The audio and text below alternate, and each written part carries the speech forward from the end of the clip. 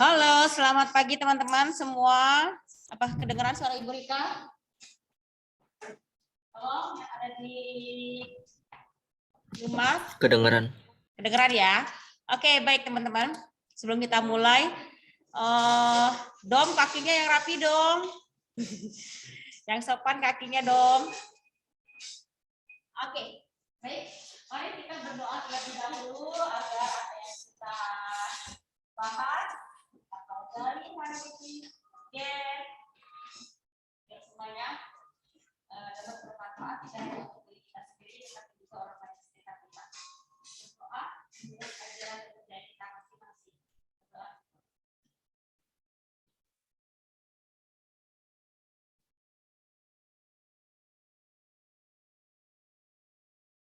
Berdoa selesai. Ibu absen terlebih dahulu ya. Oke, Rafael, apakah ada Rafael? Hadir. Dom? Hadir. Tiger? Jaden? Jadi tidak ada ya?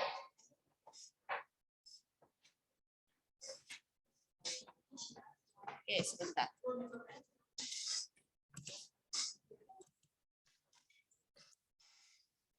Oke. William, Ashley, Renan. Bu Jidin ada Bu Jidin. Ya. Nathan. Hadir. Kelly. Stanley. Hadir. Frederick. Matthew. Hadir. Tom. Tidak ada Tom ya. Ben. Hadir. Darren. Owen. Darren juga tidak ada. Owen. Hadir. Godeliva. Jolen. Hadir. Jen. Carol. Carol baru masuk. Natasha. Annabelle. Fairy. Hailey.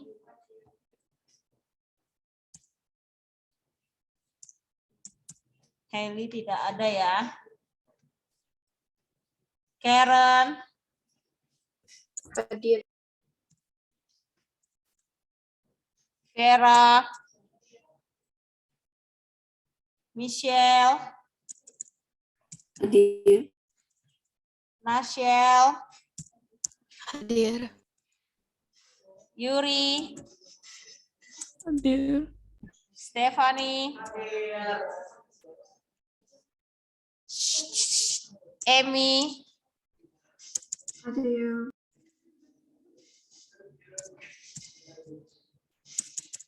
Oke, Darren masuk. Oke.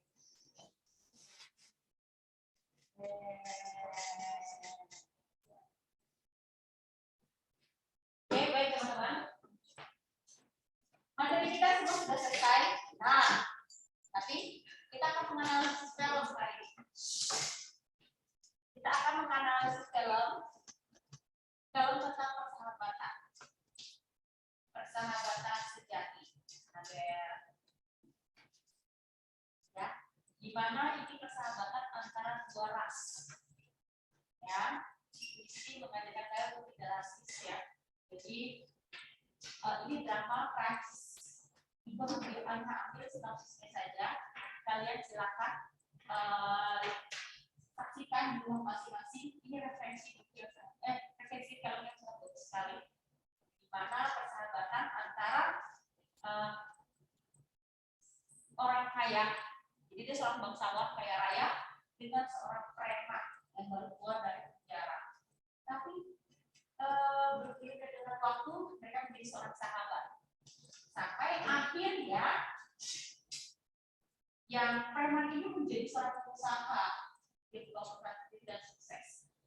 Dan sahabatnya ini yang tadinya tidak jadi bos dan karyawan menjadi sepasang sahabat itu mendapatkan kebahagiaan dari anak sendiri pun dua anaknya perempuan total tidak bisa merasakan apa-apa saja. Baik, kita bisa saksikan bersama. Otom sudah masuk sebentar. Jadi nanti ada saat kita akan presentasi kalau ya teman-teman. Kita harus perhatikan kita akan presentasi kalau akan seperti ini.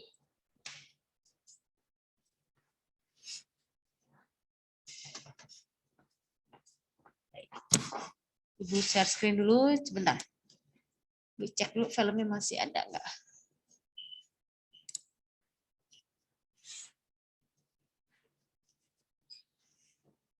Apa itu bagus loh filmnya. Oke, ini dia sebentar.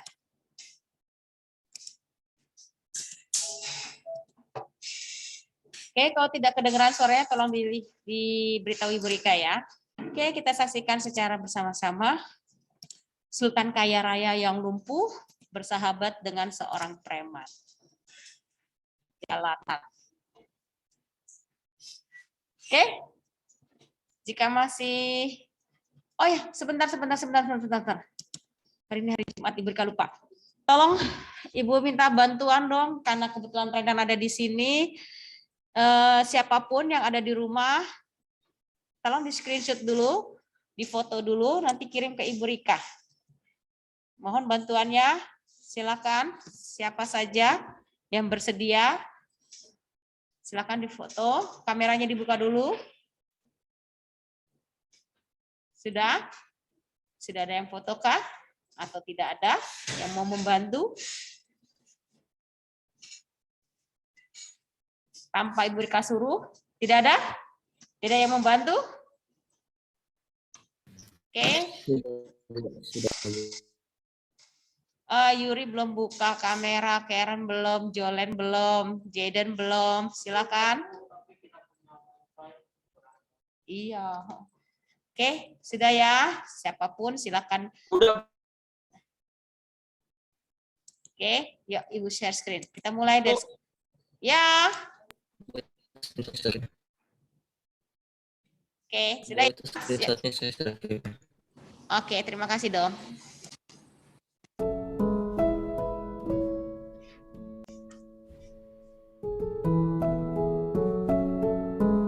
Ini menggunakan bahasa Prancis. Bakari Idris Basari adalah seorang pria yang penuh semangat walaupun kehidupannya serba pas-pasan. Pada suatu hari, Dries mengikuti sebuah wawancara untuk menjadi perawat seseorang yang bernama Philippe Pozzo. Philippe ini menderita kelumpuhan, namun ia juga adalah orang yang kaya raya. Berbeda dengan calon perawat lain, ternyata alasan Dries ikut wawancara di situ bukanlah untuk jadi perawatnya si Philippe, tapi biar dapat tanda tangan bukti kehadirannya di wawancara, agar si Dries ini bisa mencairkan dana bantuan dari pemerintah. Di tengah wawancara, Dries sampai berdebat sama Philippe dan saling beradu pengetahuan tentang musik. Ia juga merayu asisten cantik Philippe yang bernama Magali. Melihat semua kelakuan Dries yang ngeselin, tadinya Philippe berencana buat nolak si Dries. Tapi karena kesian, Philippe akhirnya janji dia akan menandatangani surat wawancaranya si Dries. Selesai wawancara, Dries yang mau pulang, di situ dia mengambil salah satu telur hias di rumah Philippe. Setelah itu, Dries pun lalu pulang ke rumah kecilnya yang sangat sesak karena ia tinggal bersama dengan banyak adik-adiknya.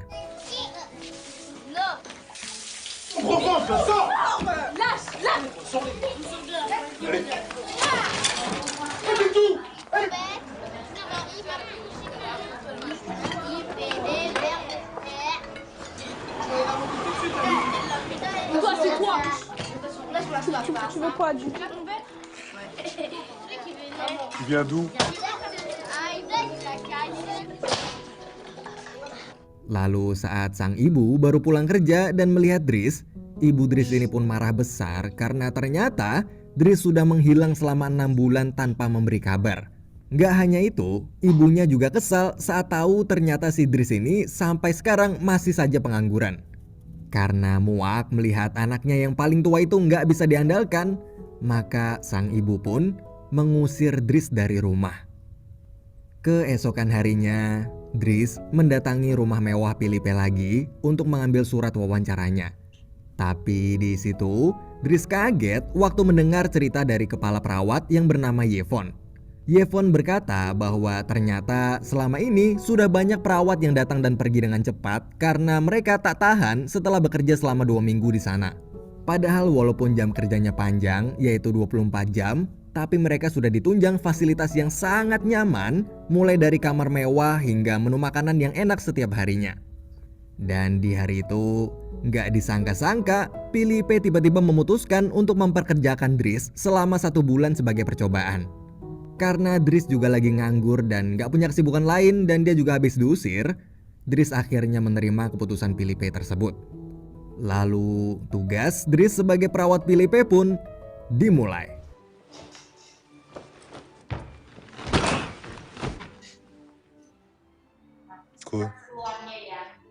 Di hari pertamanya sebagai perawat, Dries seringkali membuat kesalahan mulai dari ketiduran saat memijat Philippe, Oh, debout! membersihkan kaki Philippe menggunakan sampo, Enfin, écoute, hingga dengan sengaja menumpahkan air panas ke kaki Philippe yang mati rasa karena lumpuh.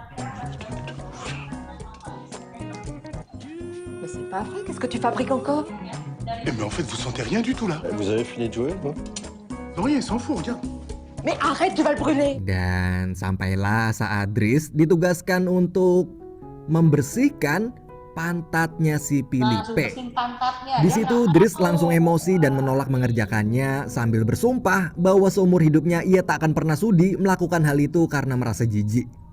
Akhirnya tugas itu pun dikerjakan perawat lain. Kemudian tugas demi tugas Dries terus berlanjut. Du coup, je risque de m'évanouir. Pour vous, vaut mieux vous évanouir. Franchement, à un moment donné, faut.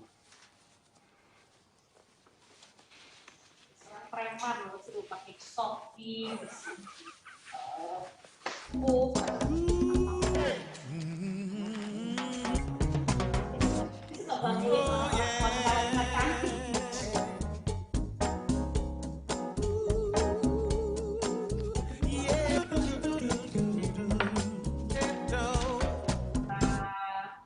Poubelle. Non, avocat. Bon appétit. Oh. Eh. Pardon. Oh merde, putain, j'oublie tout le temps.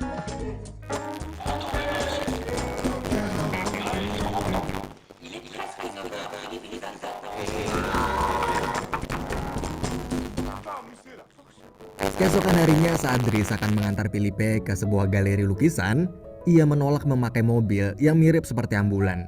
Akhirnya Dries memilih mobil lain yang lebih mewah. C'est-à-dire que malheureusement, C'est-à-dire. Elle est nerveuse.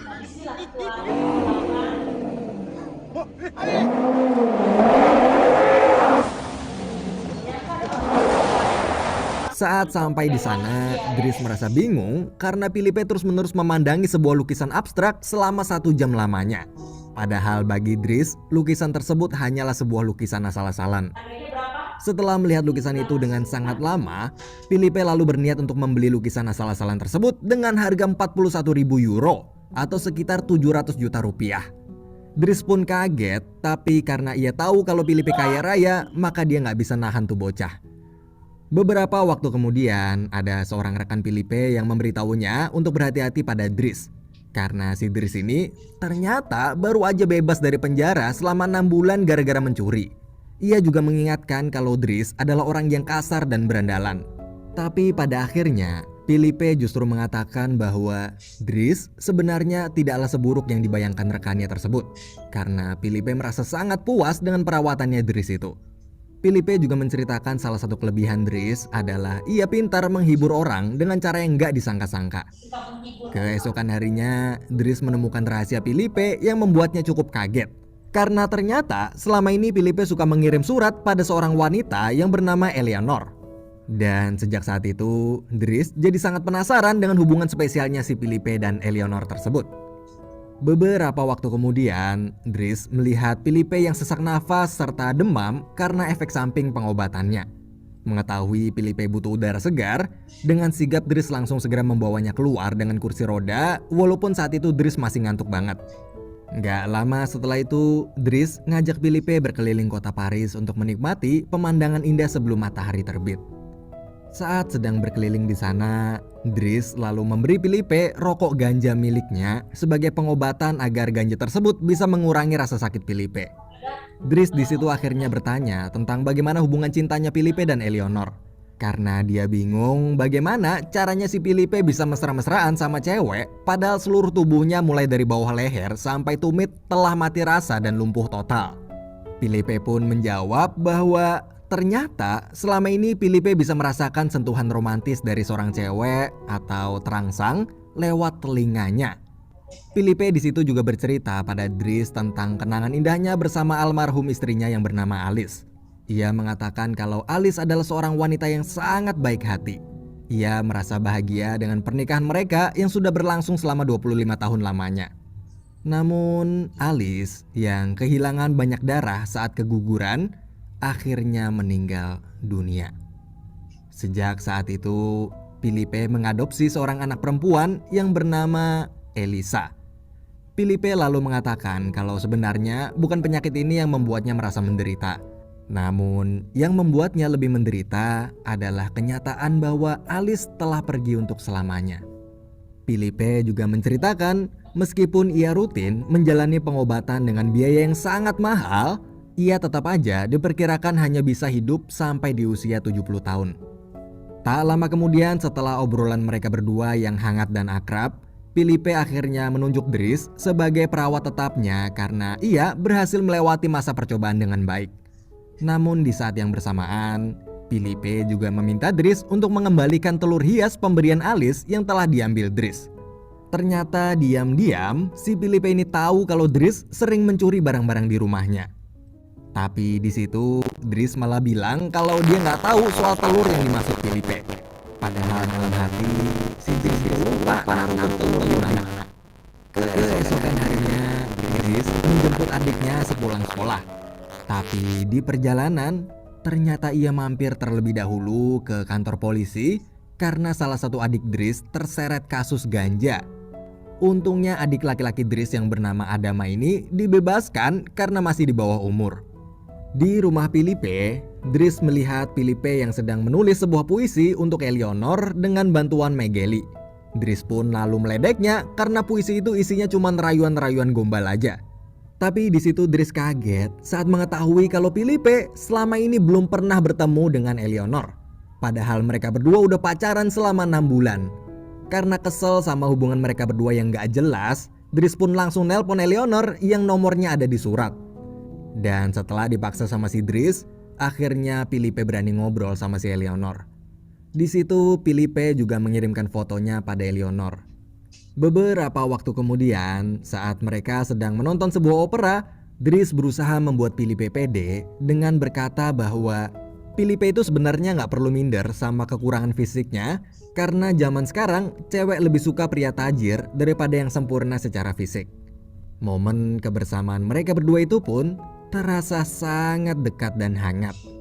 Hari demi hari berlalu hingga pada suatu saat Dries mengamuk gara-gara putrinya si Filipe itu nggak sopan sama Dries. Tapi ternyata sikap nggak ada akhlaknya Elisa ini tak hanya pada Dries saja, namun juga pada seluruh pelayan Filipe di rumah tersebut. Dries lalu meminta izin Filipe untuk menampar putrinya itu biar dia dapat pelajaran dan mau berubah. Namun Filipe melarang Dries karena ia merasa nggak tega. Karena kesal melihat sikap Filipe yang terlalu memanjakan putrinya itu pun, Dries langsung pergi ke kamar dengan perasaan yang sangat kesal. Tak lama kemudian, Dries terlihat sedang melukis sebuah lukisan abstrak yang dulu ia anggap aneh. Di sisi lain, berkat dorongan dari Dries, Filipe kini mulai berani menegur putrinya agar bersikap lebih sopan pada orang lain. Setelah itu, Dries kembali menjalankan rutinitasnya sebagai perawat Filipe. Tapi ada yang beda nih guys. Jika sebelumnya Dries melakukan tugas dengan serius dan tegang, Kini ia menjalankan tugasnya tersebut dengan lebih santai dan enjoy. Seakan-akan merawat Filipe itu telah menjadi hiburan tersendiri bagi si Dries. Seiring berjalannya waktu, hubungan Dries dan Filipe pun semakin akrab. C'est toi qui as fait ça. Je dis pas que je le mettrai. Faut voir. À votre avis, on peut en tirer combien? J'adore. Je peux pas, là, c'est pas possible, là.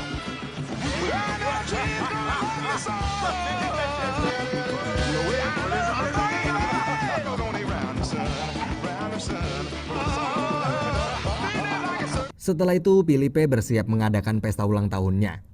Tapi sebelum hari tersebut tiba, Filipe mengatakan pada Dries bahwa ia bosan dengan sikap keluarganya yang memperlakukan dia seperti orang sekarat. Secara tak langsung, momen curhat ini pun mengisyaratkan bahwa Filipe semakin nyaman dengan Dries yang memperlakukannya lebih manusiawi. Setelah itu, pesta ulang tahun Filipe pun akhirnya digelar. Filipe di sana telah menyewa grup musik orkestra untuk memeriahkan pestanya. Di sisi lain, Dries melihat Elisa yang sedang mengurung diri di dalam kamar sambil menangis. Ia kemudian mendekatinya dan menanyakan apa yang menyebabkan ia sampai menangis. Elisa pun berkata bahwa dia baru aja diputusin pacarnya yang bernama Bastian. Elisa lalu tiba-tiba minta tolong pada Dries untuk berbicara dengan Bastian. Awalnya Dries menolak karena nggak mau ikut campur hubungan mereka. Namun setelah Elisa berkata akan memberikan Dries uang yang cukup banyak, maka Dries pun akhirnya mau. Di sisi lain, Filipe sedang menawari temannya lukisan abstrak yang sebelumnya Dries buat sendiri dengan harga sebesar 11.000 euro atau sekitar 188 juta rupiah. Lalu di puncak perayaan pesta ulang tahun tersebut, tiba-tiba Dries ngedance sambil mengajak semua orang di sana untuk ikut berdansa bersama. Hal itu ia lakukan hanya untuk menghibur Filipe yang menurut Dries selama ini pesta ulang tahun Filipe terasa membosankan.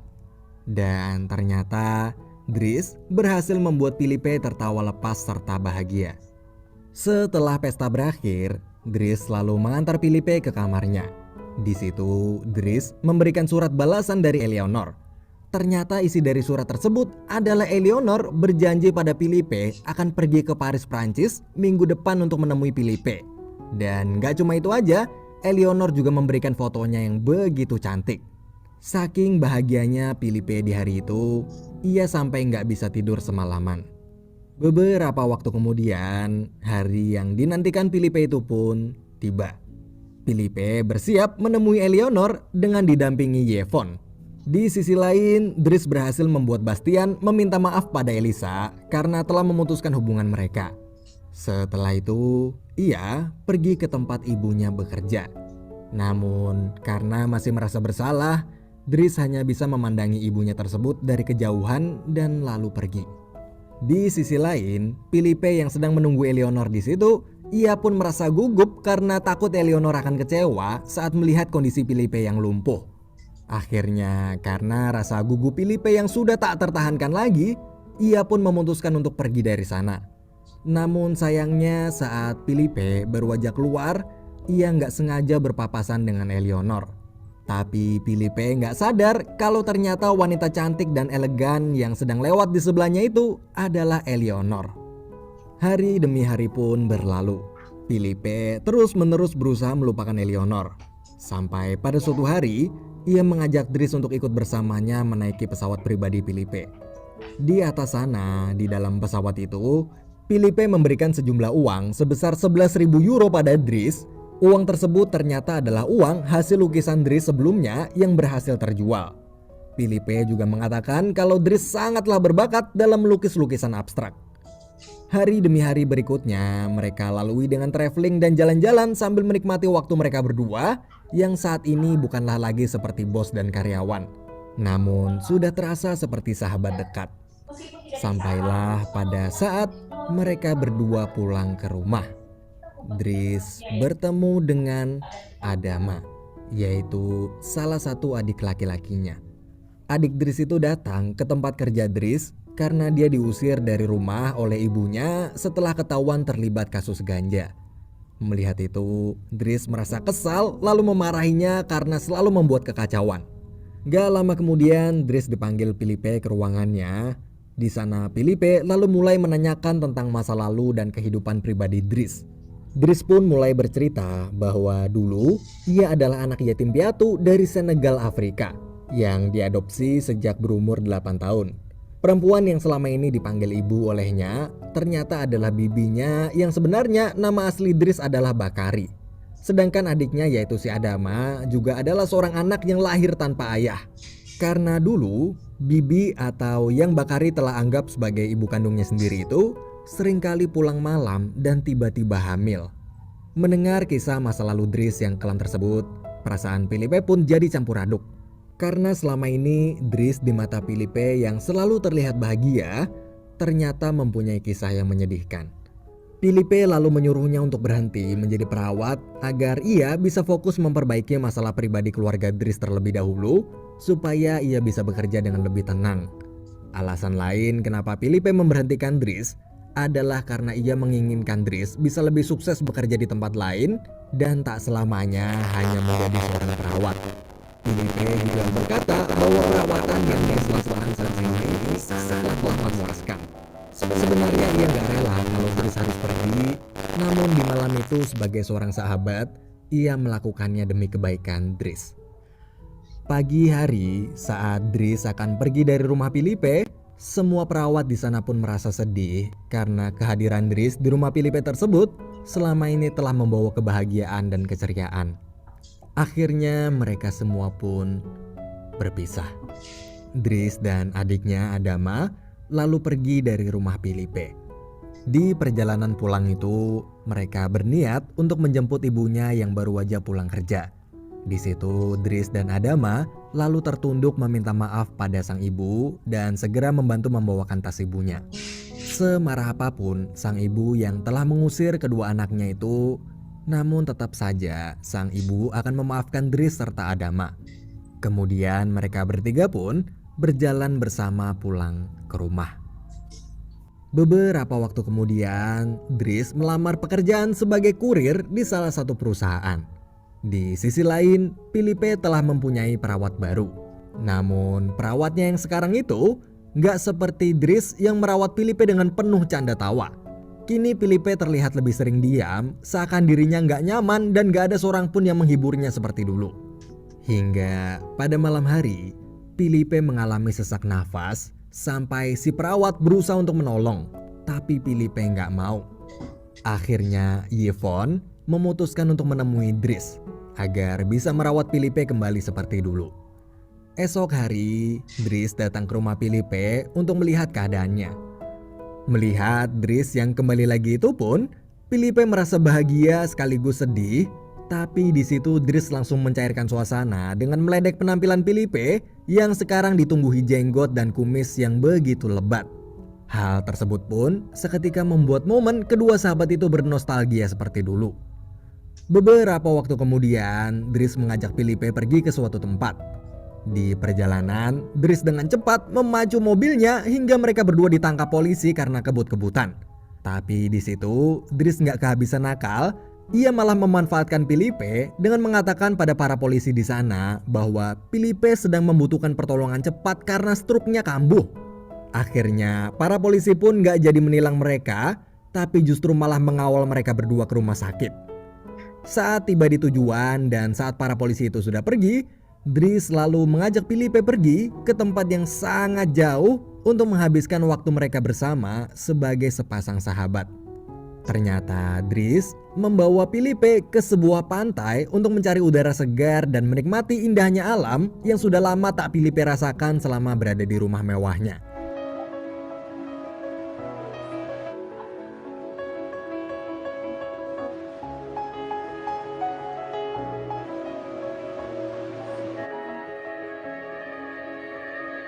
Sec, ça me soulagerait.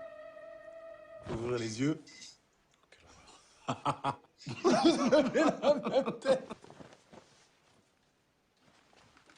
non, non. Ah non, ça se... Colère. Gros colère, Philippe. Keesokan harinya, Dries mengajak Filipe pergi makan siang di sebuah restoran. Tapi baru aja Dries duduk di depan Filipe, ia di situ langsung mengatakan bahwa dirinya harus segera pergi karena ada sebuah urusan penting. Sebelum pergi, Dries lalu memberikan telur yang dulu sempat ia curi dari rumah Filipe. Kemudian Dries mengatakan pada Filipe bahwa sebentar lagi ada orang spesial yang akan datang. Setelah itu Dries pun langsung pergi meninggalkan Filipe sendirian di sana begitu aja. Kepergian Dries yang gak disangka-sangka tersebut membuat Filipe sangat bingung sekaligus gugup karena dia gak tahu siapa orang spesial yang Dries maksud. Tak lama setelah Dries pergi, tiba-tiba muncul seorang wanita yang sangat cantik dan datang lalu duduk di depan Filipe. Ternyata wanita tersebut adalah Eleonor. Diam-diam, Dries sudah merencanakan pertemuan Filipe dan Eleonor itu. Karena sebenarnya Dries tahu kalau Filipe masih menyimpan perasaan pada Eleonor. Dari kejauhan, Dries yang melihat mereka berdua bertemu untuk pertama kalinya pun tersenyum bahagia sambil berkata bahwa pertemuan Filipe dan wanita yang ia cintai itu adalah hadiah terakhir yang bisa Dries berikan sebagai seorang sahabat. Dan film pun berakhir. Ya. Sampai saat ini Filipe Pouso ini masih tinggal di Maroko ya sampai sekarang dan masih dalam keadaan sehat. Dia menikah lagi dan memiliki 2 orang putri. Kalau tadi kan dia menikah dengan Elis selama 25 tahun. Elis meninggal karena keguguran, karena dia keguguran dan pendarahan bebas. Dia ada 2 anak perempuan dan ketika dia menikah dengan Eleonor, dia mendapatkan 2 orang putri. Dan bagaimana dengan si sahabatnya satu lagi? Bakari Dries ya, atau biasa Abdel Sow itu berhasil membangun perusahaannya sendiri. Luar biasa ya, dari seorang preman ya, lalu dia jadi perawat pribadi buat temannya, yang buat seseorang yang tidak dia kenal, yang bahkan sekarang akhirnya menjadi seorang sahabat. Ya, luar biasa sekali ya. Inilah persahabatan sejati, di mana dia mau melakukannya. Tadi tidak mau jijik apa segala macam, akhirnya dia mau melakukannya dengan penuh kasih sayang ya. Dia walaupun dia tidak bahagia karena dalam hatinya dia sedih. Dia anak yatim piatu, ya diadopsi, dan ketika diadopsi dia tidak mengalami kebahagiaan, tapi dia tetap happy. Ya, padahal diadopsi dan ibunya itu tetap menyayangi dia walaupun apapun kondisinya seperti itu. Ini Ibu rekomendasikan sekali, ini sangat menarik dan bagus, dan masih banyak lagi film-film yang menarik yang lain yang akan kita kupas, yang akan kita bahas. Jadi tidak hanya film dalam bahasa Inggris ya, ini drama Prancis itu menarik meskipun kadang-kadang kita memang tidak paham lagi apa artinya, tapi itu ada translatornya ya. Kalian tidak pilih bahasa Indonesia. Lalu bahasa Jepang yang nggak berbahasa Jepang pun banyak ya, tapi kebanyakan lebih terkenal dengan animenya. Ya, drama Korea pun bagus. Drama Thailand itu bagus, drama yang kemarin mungkin kalian sudah pernah nonton ya, anak kecil dia itu harus dioperasi berulang-ulang kali, ya itu nggak tahu apakah ada masalah dengan batu patahnya atau dia mengalami penyakit apa, jadi dia setiap sekolah itu dia usia kalian, dia tuh pakai topi apa helm itu helm astronot. Mungkin yang di rumah sudah pernah nonton kali filmnya ya. Ada yang kita nonton belum? Di mana dia seorang anak laki-laki ya, dia dioperasi sampai berulang kali, tapi hebat ya, orang tuanya itu menerima anak itu dengan kasih sayang. Ya, coba kalau yang lain, kok anak saya seperti ini, ada yang dipompa sampah, ada yang panti asuhan, tapi orang tuanya ini sangat menyayangi dia. Meskipun kadang-kadang dia suka disebutnya apa anak alien karena kepalanya pakai topi, pakai helm astronot, tapi dia hidupnya dan dia tidak punya teman. Tapi suatu saat semua orang pada melihatnya takut dengan dia. Tapi ada satu orang yang akhirnya menjadi sahabat dia. Itu menarik sekali teman-teman. Itu gue rekomendasikan kalian untuk menonton itu. Lalu film yang itu ada juga film Thailand, drama Thailand ya. Kalau drama Thailand itu banyak sekali film mistisnya. Ya, tapi yang ibu suka itu Bad Genius. Mungkin kalian sudah pernah nonton Bad Genius, sudah? Sudah? Kenapa dibilang bad? Padahal dia seorang jenius. Yang di rumah sudah pernah nonton belum Bad Genius? Tidak pernah. Hah? Sudah? Tidak pernah. Oh, Dom sudah pernah nonton ya? Oke, Bad Genius ini orangnya ada anak perempuan yang sangat pintar sekali, tapi dia dari keluarga yang muslim. Karena dia pintar, dia selalu jadi joki. Tahu jadi joki? Ya, jadi apa ya? Jadi orang ya, dia kan kamu mau dapat nilai bagus, nanti akan saya akan isi jawabannya dan selalu benar 100%. Jadi dia kasih tahu bagaimana cara menyelesaikan yang tidak akan ketahuan oleh orang lain. Itu trik-triknya bagus sekali. Sampai akhirnya temannya ini ingin kuliah di luar negeri pun bisa. Tapi akhirnya ketahuan juga, ya. Akhirnya ketahuan juga, akhirnya anak ini menerima sanksi, ya, berupa hukuman apa, itu juga nggak tahu di endingnya, di ending cerita itu dia terima dengan lapang dada kalau dia memang sudah melakukan tindak kriminalitas. Karena secara tidak langsung dengan melakukan seperti itu masuk universitas yang padahal dia ada orang kaya tapi bodoh. Tidak bodoh sih, dia males, dia lebih senang happy. Main-main tapi tidak mau belajar. Akhirnya suruh anak ini. Jadi anak ini yang misalnya jawaban A, dia kan sekelas. Itu pakai satu, itu panci, atau pakai sepatu. Jadi dia dapat nilainya bagus terus. Tapi kita harus membayar dia. Itu bagus. Kalian bisa lihat, namanya Bad Genius. Itu rekomendasi sekali untuk kalian baca. Tapi tidak boleh ditiru. Kita hanya cukup tahu oh ternyata seperti ini. Tapi anak ini memang luar biasa pintar sekali. Maka dibilang kenapa Bad Genius, walaupun dia jenius, tapi dia memiliki perilaku yang tidak baik. Karena dia memanfaatkan kepintarannya itu untuk mendapatkan atau menghasilkan uang yang banyak. Ya, dengan cara yang tidak halal atau tidak wajar. Tidak baik ya. Itu. Terus pasti kalian sudah pernah nonton lah yang India itu ya, drama India yang The Three Idiots ya. Itu ya bagus juga The Three Idiots ya. Di antara film India itu memang bagus The Three Idiots. Terus apa lagi ya? Banyak film yang sudah diberikan analisis ya, dan itu memang bagus-bagus semua. Ya. Kemarin baru ibu dapat film bagus, itu film drama Jerman kalau nggak salah. Ketika menjelang Natal, ceritanya seperti ini. Jadi itu kejadiannya pada saat Perang Dunia Kedua. Itu malam Natal, tanggal 24 Desember, ada seorang ibu yang menantikan anaknya untuk datang merayakan Natal bersama, tapi ternyata anaknya tidak datang. Tapi tiba-tiba datanglah ada suara ketukan di rumahnya dia.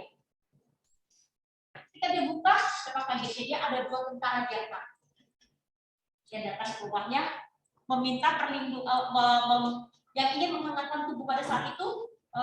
Saljunya itu sangat ekstrim sekali, dingin sekali, dan dia sudah meninggal dan terpisah.